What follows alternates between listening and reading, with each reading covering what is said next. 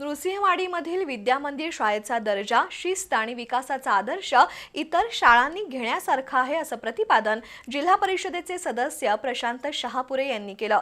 नृसिंहवाडीमध्ये आयोजित कार्यक्रमात ते बोलत होते। नृसिंहवाडीमधील जिल्हा परिषद विद्यामंदिर शाळेच्या नूतन इमारतीचा उद्घाटन समारंभ उत्साहात पार पडला। याप्रसंगी बोलताना जिल्हा परिषदेचे नूतन सदस्य प्रशांत शहापुरे यांनी नृसिंहवाडीमधील विद्यामंदिर शाळेचा दर्जा, शिस्त आणि विकासाचा आदर्श इतर शाळांनी घेण्यासारखा आहे। जिल्हा परिषदेच्या माध्यमातून शाळेच्या सर्वांगीण विकासासाठी सर्वतोपरी मदत करण्यात येईल असं आश्वासन दिलं। या कार्यक्रमाला पंचायत समिती सदस्य फजेअल्दी पाटील, सरपंच चेतन गवळी, दत्त देवस्थान अध्यक्ष प्राध्यापक गुंडो पुजारी, जिल्हा नियोजन समिती सदस्य चंद्रकांत मोरे, माजी यशवंत सरपंच धनाजीराव जगदाळे यांची प्रमुख उपस्थिती होती।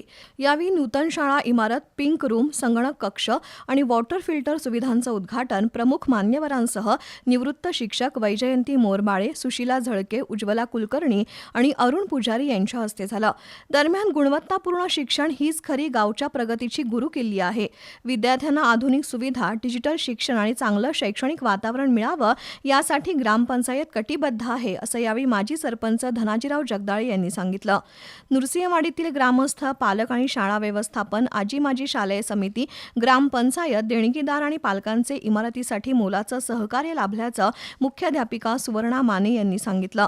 तसंच शाळेची पटसंख्या वाढवण्यासाठी पालक आणि ग्रामस्थांनी सहकार्य करावं असं आवाहन त्यांनी केलं।